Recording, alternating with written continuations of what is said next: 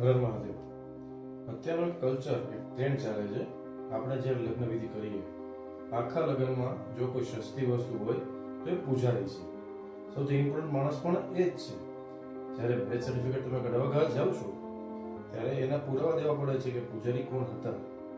હવે જે લગ્નમાં તમે ડીજે વાળાને, મંડપ સર્વિસ વાળાને, જમણવાળાને માંગ્યા મોઢે રૂપિયા આપો છો, પણ પૂજારી એવી વ્યક્તિ વસ્તુ છે જે એની દક્ષિણા માંગતા નથી. કેમ કે વસ્તુનું મૂલ્ય ના હોય, એ એનું કર્મ કરે છે. અને આજકાલ તમે ઘણી જગ્યાએ જોયું હશે કે પૂજારીની મજા ઉડાવવામાં આવે છે, એના પર ફૂલ ફેંકવામાં આવે છે, સ્નો સ્પ્રેથી એને હેરાન કરતા હોય છે. આ વાત કેટલી હદે યોગ્ય છે?